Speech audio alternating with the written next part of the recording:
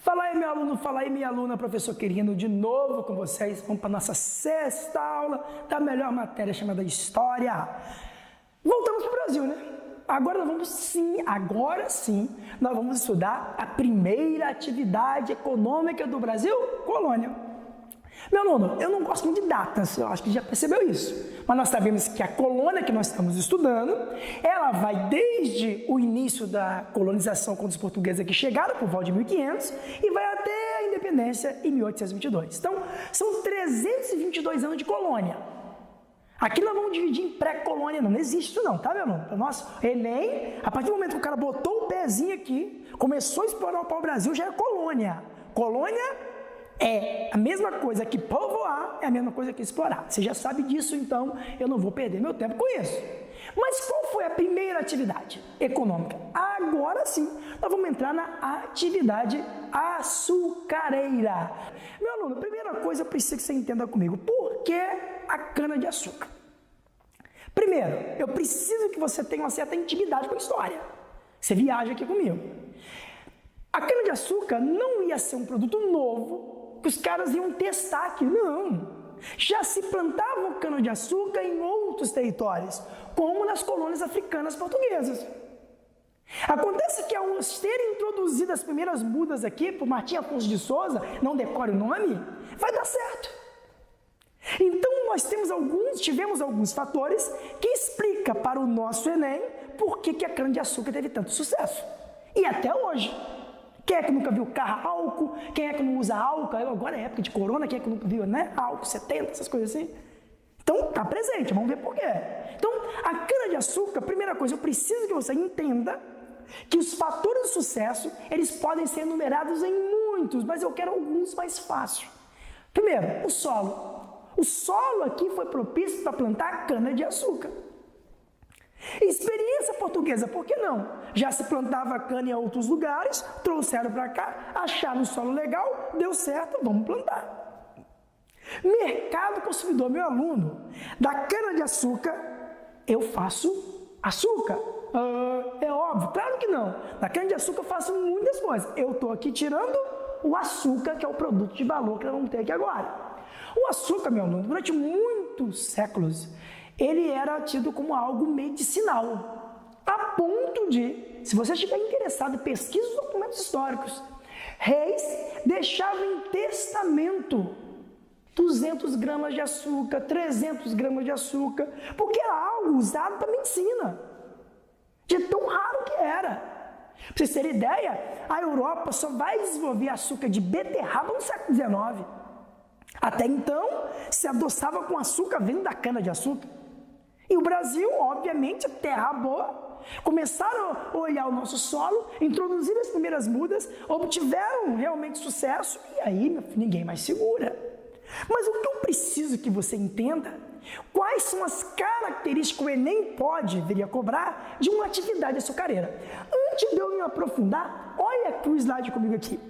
Eu trouxe para você aqui o sistema de plantation, que eu vou te explicar daqui a pouco. Latifúndio, escravidão, monocultura, exportação. Você não vai decorar nada disso. Primeiro eu preciso que você entenda que quando eu falo cana-de-açúcar, eu vou lembrar de um engenho. Como assim, professor? O que é engenho? O que é engenho? Engenho é uma fazenda. É uma grande fazenda produtora de açúcar. Só isso só. Engenho não é aquela máquina que moe cana, não. Engenho é uma grande fazenda. Então, o Brasil todo vai ser uma grande fazenda de açúcar. São vários engenhos. E o que eu tenho nesse engenho? Que o Enem pode me cobrar. O que eu tenho dentro dessa grande fazenda? Primeira coisa, a casa grande. Aí eu vou fazer uma pergunta que parece óbvia, mas não é. Por que casa grande? Você vai me responder, porque a casa era grande. Não, quero que você pense grande comigo. Professor, como assim? Casa grande, pessoal, primeira coisa eu preciso que você entenda, anote aí, é símbolo de poder. Quanto maior, mas a casa grande, quanto maior, mais poder o indivíduo tinha. Mas não entendi não, vou te explicar. Por que a casa grande tem a ver com poder? O nome casa grande te remonta à ideia de uma casa grande. Se a casa grande é porque ela tinha muitos cômodos. Tá, professor? Não estou entendendo. Se ela tinha muitos cômodos, vamos entender que eu chegue à sua casa grande na sua fazenda de açúcar e a sua casa lá dentro, eu vejo que ela tem 15 cômodos. Se ela tem 15 cômodos, eu vou tirar a sala e a cozinha. Restam 13 cômodos, que teoricamente são 13 quartos. Se são 13 quartos, eu tiro o seu quarto do seu esposo, da sua esposa. Restam 12 quartos, que teoricamente serão para 12 filhos. Tá, e daí? 12 filhos tem a ver com poder? Tem, meu aluno. Imagine eu, seja um grande produtor de açúcar, sou um senhor de engenho. Minha casa tem 15 quartos. Desculpa, né? Tem 15 cômodos, 13 quartos lá. Eu tive 12 filhos. Imagina que doido, 12 filhos. Por que eu sou um cara poderoso? Te faço a pergunta e você me responde aí. Se eu tenho 12 filhos, ou tive 12 filhos, qual a chance da minha filha se casar com um promotor da cidade? É grande ou é pequena? É grande. Qual a chance do meu filho ser delegado? É grande. Qual a chance da outra minha filha casar com o juiz? É grande. Você consegue entender que eu sou cercado de influência? Estou entendendo. Então, se eu fizer algo com você, tenta me prender. O delegado é meu filho. Tenta me prender, o juiz é meu genro. Ninguém toca em mim. Sou intocável, sou poderoso. Por isso, meu aluno, que a casa grande simboliza o poder. Quanto mais filho, mais poderoso, mais influente o indivíduo ele era na sociedade, ponto. Eu estou falando de uma sociedade patriarcal, uma sociedade em que o homem manda e a mulher obedece. Olha o tempo que eu estou questão açucareira. Em que se a menina não se casasse até os 12 anos, já era velha. Ia para o convento, não era mais aceita. Como assim, pessoal? 12 anos? Por que 12 anos? Porque o indivíduo casava para procriar. Então, quanto mais cedo o matrimônio acontecesse, mais filho aquela menina poderia gerar. Daí as famílias numerosas. Uma das características dessa sociedade canavieira que nós estamos estudando aqui agora, submissão total da mulher. E olha, pessoal, em épocas em que nós estamos falando, né, da questão do crescimento da questão da mulher no mercado de trabalho, e ao mesmo tempo a violência contra a mulher, nós estamos estudando um momento em que a história em que a mulher vai começar a aparecer. Óbvio. Só que aqui ainda, infelizmente, ela era submissa. Obedecia fielmente. Uma mulher na rua, baixava a cabeça. Nunca andava sozinha. O indivíduo era proprietário dessa mulher. Olha, época colonial. Por isso que se você tem na sua família um irmãozinho, um tio, sei lá, que é autoritário, que é patriarcal, que é machista, tá? É hora de você cortar. São algumas, né, heranças colonial que ainda imperam nos dias de hoje. O Brasil tem disso, infelizmente, né? Mas nós estamos entendendo o momento em que isso acontece. Sociedade patriarcal. Então, eu tenho uma casa grande, eu tenho muitos filhos, sou cercado de influência. E a minha filha vai casar sim com o promotor, vai casar com quem eu quero. Eu mando nela e acabou. Assim mando também na minha esposa. Você consegue entender a lógica patriarcal? Só que nesse engenho, meu aluno, não tem só a casa grande, também tem a senzala. Pessoal, aí é fácil. Fácil, porque senzala é a casa do escravo. Cuidado, pro seu Enem, senzala é o dormitório do escravo. Só isso. É o dormitório. E a senzala ela tem um símbolo. Ela simboliza o quê? A questão, responda para mim, animalesca. É a desumanização do escravo. Porque quando você olha o que é uma senzala, as condições subhumanas, dormia-se de qualquer jeito no chão, sem privacidade, 50 escravos num local que cabem 10? Cabiam 10? Você vê a questão animalesca. Então eu olho para dentro da senzala e encaro para o meu Enem a questão da desumanização do escravo. Olha a simbologia aí. Todo engenho tem a casa grande, tem a senzala e tem uma capela. A capela fica fácil. É onde eu vou doutrinar o meu escravo.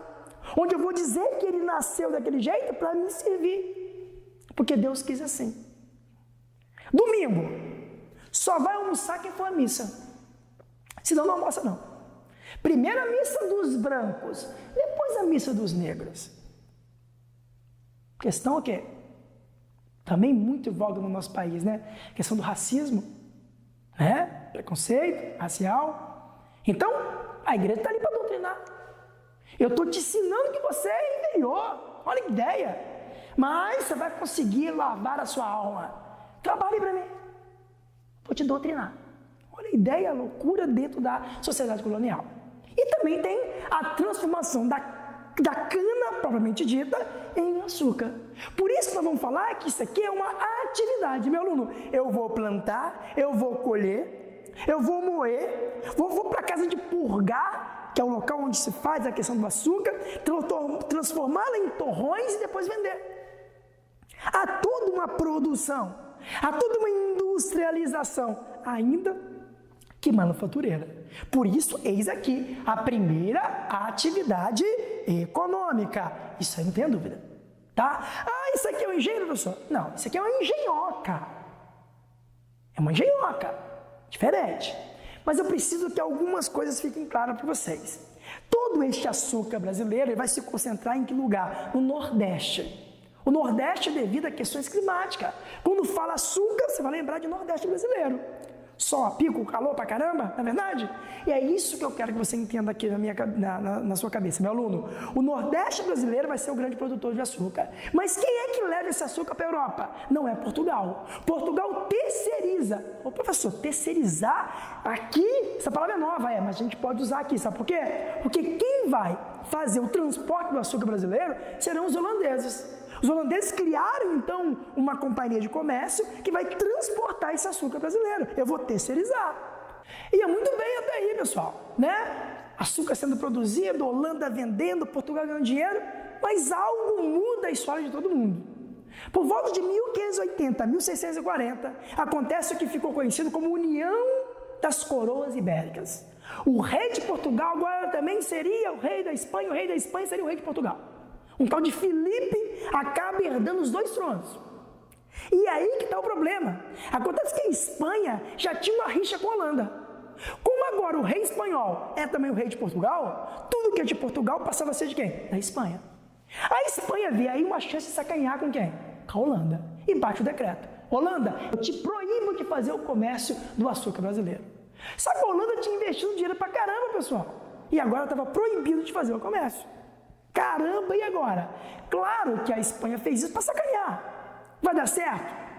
Logo no início, sim. Só que quando a Holanda se viu prejudicada, falou, beleza, se não for por bem, vai por mal. Eu vou invadir o coração do açúcar brasileiro. Primeiro foram a Salvador. Até conseguiram alguma coisa, mas logo foram expulsos. Só que pensaram, caramba, tudo bem, Salvador tem dinheiro, né? Nordeste, Salvador, capital... Mas eu quero mais ainda. Vamos para o coração do açúcar. E onde era o coração do açúcar? Lá em Pernambuco. Lá então chegaram os holandeses com mais ou menos 10 mil homens.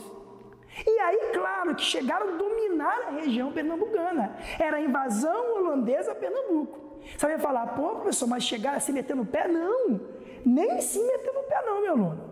Muitos foram de acordo. Porque, veja bem, eu já chego emprestando dinheiro. Eu já chego emprestando dinheiro para o senhor de engenho. A pagar, a perder de vista. O cara vê, caramba, isso é bom, hein? Eu acho que você não deve ser pior, eu acho que você, holandês, não deve ser pior que o espanhol e que o português. Tá bom. E vão lá fazendo acordos. Claro, pessoal, se eu disser para você que foi 100% acordo pacífico, é mentira. A história tem isso. Mas, de certa maneira, os holandeses vão adentrando. E eu destaco aqui um indivíduo chamado Maurício de Nassau. Foi um administrador, no caso holandês, que além de prestar dinheiro, vai modificar Pernambuco. Para quem já foi ao Nordeste brasileiro, quem já foi a Pernambuco, Olinda, ali, aquela região Recife ali afora, você vai muita coisa lembrando arte. Existe lá o chamado Palácio de Branã. Já tive a oportunidade de ir lá, muito lindo. Tá? É na época de Maurício de Nassau. Nassau traz os artistas da Europa, porque ele era fanático por arte, e tenta modificar. Ele revigora do jeito da Europa ali. Então, há uma certa mudança para Pernambuco, a lei dos empréstimos. O problema é que o tempo passa e Nassau não cobra a dívida, né, desses fazendeiros. Empresta dinheiro, reempresta, empresta, reempresta, mas não cobra. A ponto da Holanda ter que retirar Nassau da jogada. E começa a jogar pesado em cima cima de quem? Em cima dos produtores de açúcar. Olha, a parada é o seguinte, era a nação, agora sou eu. Ou você me paga, eu tomo sua fazenda. Só que agora já não é mais rei de Portugal e Espanha ao mesmo tempo. Os indivíduos, então, né, os chamados senhores de engenhos, começam então a contestar agora a ordem vinda de quem? Desses holandeses. E o grande lance que eu preciso que você entenda, que estes holandeses, para tentar sacanear com Portugal, primeiro, né, eles vão tentar evitar que produtos vindos de Portugal fossem consumidos ali no Nordeste brasileiro. Vão conseguir fazer isso. Vão dominar alguns mercados de escravos. Vão proibir em alguns momentos que escravos africanos de Portugal chegassem no Nordeste brasileiro. Aí você me pergunta, tá, professor, mas então quem é que vai plantar açúcar? Quem é que vai colher a cana de açúcar? Como é que vai ficar isso? Aí abre-se uma brecha para acabar escravizando os índios que ali estavam dando sopa. Que é aí que vai entrar um personagem novo na nossa história. Vocês também já ouviram falar que são os bandeirantes. Lá em São Paulo, surge um grupo de homens, tá? Que assistindo às ideias de alguns índios, porque essa ideia de bandeirante sempre existiu, tá? Até mesmo entre os índios. O que acontece? Alguns índios levantavam uma bandeira para dizer que vão à frente, para guerrear. E esses paulistas vão acabar copiando essas ideias. Tanto é, meu aluno, que quando a gente estudou as capitanias hereditárias, falamos do fracasso, né? A gente sempre diz o seguinte, 2 capitanias prosperaram, Pernambuco e São Vicente. Cuidado com o seu Enem. São Vicente nem era tão vila assim. Eu posso afirmar para você que, de fato, quem sobrevive é Pernambuco. Por quê? Porque agora está acontecendo o açúcar. As capitanias já entraram em decadência, mas a capitania pernambucana está a todo vapor. Mas São Paulo não. Esses homens, então, pegam a bandeira e vão para frente, no meio do mato, caçar índio. Por isso o nome é Bandeiras de Apresamento de Índios. Como assim, professor? Não estou entendendo. O Nordeste está precisando de mão de obra. Não se pode chegar escravos da África vindo de Portugal, porque eu, holandês, não quero dar dinheiro para Portugal. Se virem, acha escravo aí mesmo. Esses homens de São Paulo, chamados de bandeirantes, que levam consigo a bandeira, e no meio do mato, principalmente em alguns redutos, em algumas missões, capturavam esses índios, ou até mesmo os escravos fujões, e levavam para vender para o Nordeste brasileiro. Aí, se você estiver ouvindo essa aula em São Paulo, isso vai me bater. Porque lá em São Paulo, o bandeirante é tido como herói. Tem a praça do bandeirante, não tem essas coisas assim? Mas nós sabemos que a história nos mostra que os bandeirantes, na realidade, eles foram os debravados, vão fazer a ideia de expansão, debravar, vamos embora. Mas eles tinham um intuito, capturar esses homens, esses índios, esses escravos sujões e vender para Pernambuco. Vender para os holandeses para servir lá como mão de obra. Assim nasce a história desses bandeirantes, que, por sinal, serão eles que, em busca de escravos fujões ou índios, vão acabar descobrindo ouro lá na região das Minas Gerais, que na realidade não era Minas Gerais. Eu vou explicar para vocês daqui a pouco, que acabam descobrindo ouro na capitania do Espírito Santo, que daqui a pouco vai virar metade de Minas Gerais, mas já eu te conto essa história. Antes eu preciso que você entenda que esses bandeirantes, saindo de São Paulo, em busca de homens, fujões ou índios, vão apresar esses homens e vender para Pernambuco, vender para a atividade açucareira, já que não podia, em alguns momentos, vir escravos da África para não dar lucro para Portugal. Esse é o cenário que nós estamos vivendo. No entanto, meu aluno, o que eu quero que você entenda? Que, paralelamente a isso, começam a ser introduzidos no Brasil o gado. Isso, a pecuária. Nenhuma economia é única e exclusiva, né, meu aluno?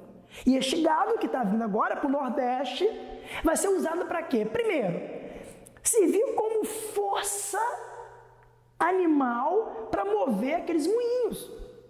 No primeiro momento é esse. Só que vão ter muito choque com os índios, porque o gado é criado solto. O índio olhava para aquele gado, que não tinha dono até então, e abatia esse gado para alimentar a sua tribo. O que vai ter uma certa treta com alguns holandeses, com alguns portugueses, etc. Mas logo esse animal é incorporado. E desse animal eu tiro a carne, eu tiro o couro, eu tiro o chifre, eu tiro tudo. Então a pecuária acaba contribuindo para expandir o território brasileiro. A gente estava no litoral, lembra? Agora eu vou começar a avançar. Fosse pelas bandeiras, de maneira acidental. Fosse pela questão do gado, que ia em busca de pasto, eu acabo expandindo o meu território e vou até mesmo ultrapassar a chamada linha de Tordesilhas. Lembra que lá na nossa quarta aula, se eu não me engano, eu falei com vocês sobre o Tratado de Tordesilhas. Ele agora vai deixar de existir, porque esses homens vão sair do meio do mato em busca de ouro e prata, em busca de homens fujões, em busca de índio, vão acabar ultrapassando. Daqui a pouco eu não tenho mais esse limite. Então, meu aluno, nós estamos na atividade açucareira, nós estamos na primeira atividade econômica, nós estamos vendo que o engenho era essa produção de açúcar, estamos vendo que lá tinha a chamada ideia de uma capela, onde o doutrina do escravo, tinha a senzala, que é o dormitório e a desumanização do escravo, tinha a casa grande, que simbolizava o poder, a submissão total de uma mulher, os filhos, são muitos filhos. Essa é o retrato da sociedade colonial brasileira que estamos vendo aqui agora. O gado que vai ser introduzido, e aí nasce a ideia da pecuária. Então, peraí, nós estamos na colônia.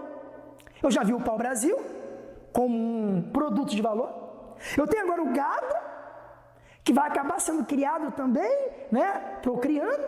Eu tenho a atividade açucareira, que é uma produção em escala. Eu tenho as drogas do sertão. Aqui não tem geladeira. Como é que o cara conservava os alimentos? Com a pimenta. Pimenta malagueta, pimenta do reino.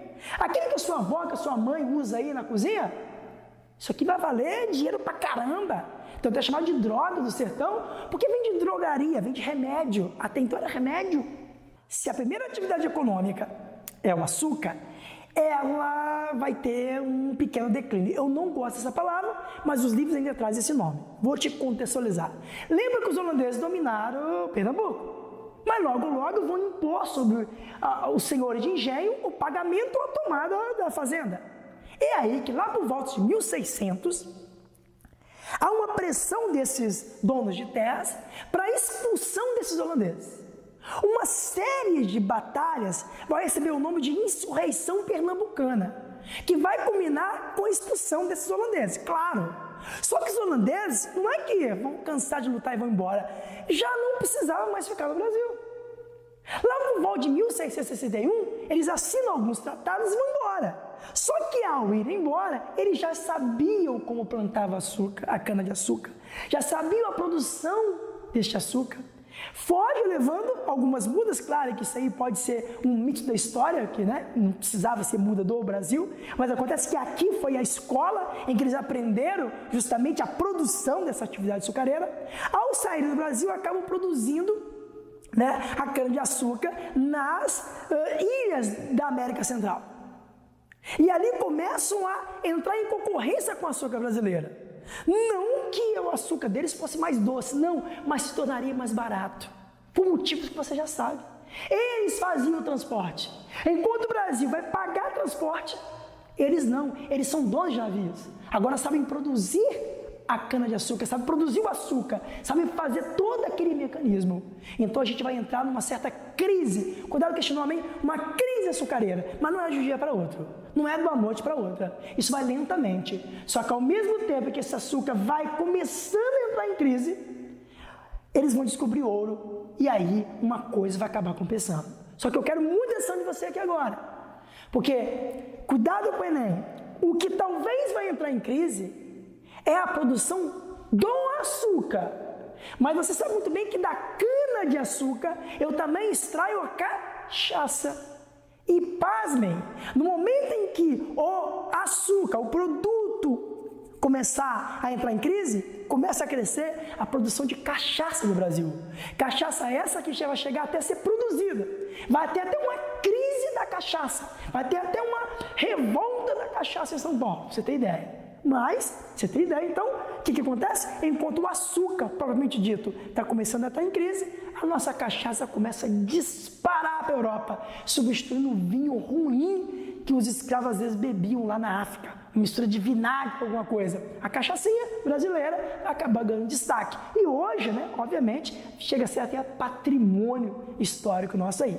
tá? Mas, enquanto o açúcar, ele começa a ter a crise, o ouro começa a ser descoberto, a gente vai ver isso nas próximas aulas, e o Brasil segue o seu ciclo aí, a sua ideia de colônia.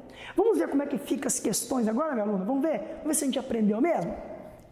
Primeira coisa é o seguinte, há uma imagem e há um pequeno texto. O que eu faço? Eu olho para os dois. Dificilmente, pessoal, o Enem coloca uma imagem à toa. Dificilmente. Ou ela coloca dois textos à toa. Olhando a imagem até agora não me ajuda em nada, professor. Só que eu já te ensinei. Você vai olhar para a letrinha miúda. E o que está escrito representa a imagem. A imagem é sobre um engenho de açúcar, que você já sabe que é a grande fazenda. Se você olhar para essa imagem direitinho, eu consigo enumerar para você a senzala, o local da produção, a casa grande, uma senzala. Você consegue ver isso aí se você ampliar direitinho. Mas aí vem o texto. Analisando a pintura do holandês, Frans Post, deve ser assim, né? Percebe-se elementos importantes da economia açucareira no início do período colonial. Para tudo, meu aluno. Lá no primeiro slide, eu coloquei para você, mas eu pulei porque eu preciso falar isso agora para você. Quando alguém te perguntar qual a característica, as características da atividade açucareira, você vai lembrar da palavra leme. Como assim, professor Leme? Olha, se eu ler de cima para baixo, aqui aparece a palavra leme, ó. Qual é o leme? Leme lembra barco, né?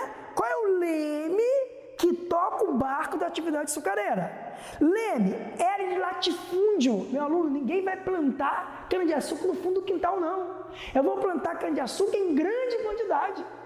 Então, latifúndio. Quem trabalha não é a mão livre, a mão de obra livre, é a mão de obra escrava. É de escravidão. Monocultura, porque as fazendas serão tomadas pela produção de cana-de-açúcar. Monocultura. E visa o que? Exportação.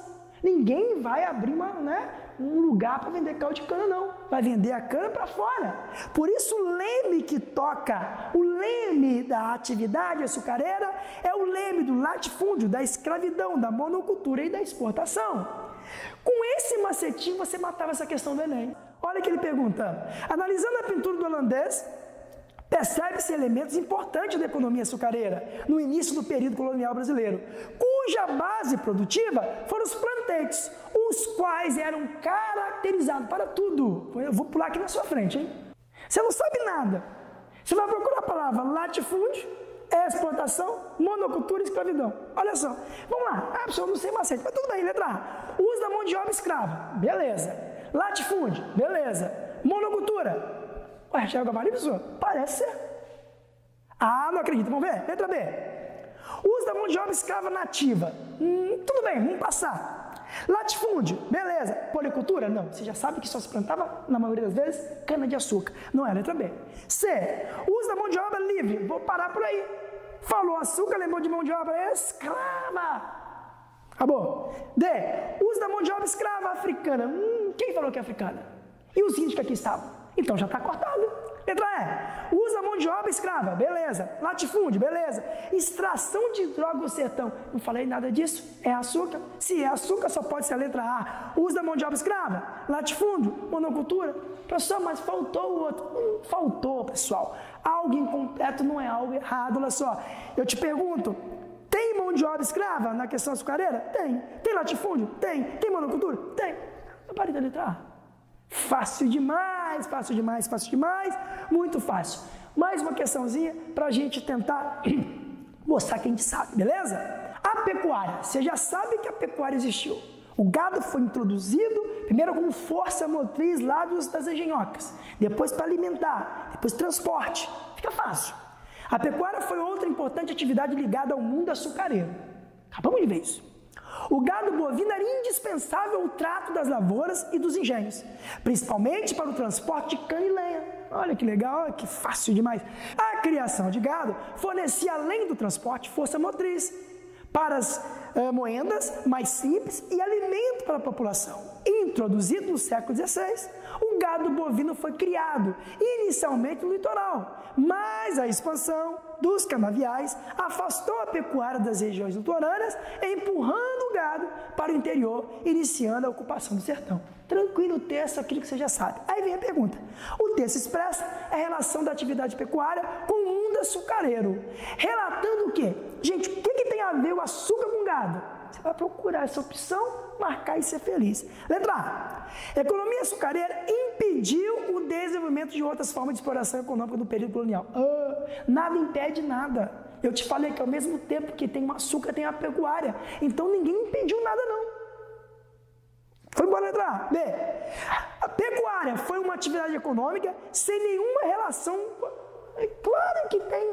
Gente, eu uso o gado para mover as engenhocas. Eu uso o gado para alimentar quem trabalha na atividade açucareira. Como é que não tem nada a ver? Letra B, letra A. Está errado. C. Gado foi criado desde sua introdução na colônia, no interior do território. No interior do território, meu aluno. O cara pegaram helicóptero e levaram para o interior? Foi no litoral, depois que foi para o interior. Está errado. D. Desbravamento e posterior ocupação do sertão foram feitos sob a égide exclusiva da expansão da pecuária. Na história nada é exclusivo, meu aluno. Eu não quero nem saber o que está escrito. Apareceu a palavra exclusiva, eu vou embora. Você risca e sai gritando. Horroroso, grita bem alto. Cuidado, não vai gritar não, que eles vão te eliminar. Letra E. Desenvolvimento da pecuária ocorreu junto com a economia açucareira, sendo o gado decisivo para a atividade econômica litoral. Letra E é o gabarito. Meu aluno, a gente fica por aqui então. Até o próximo vídeo, até a próxima aula. Valeu!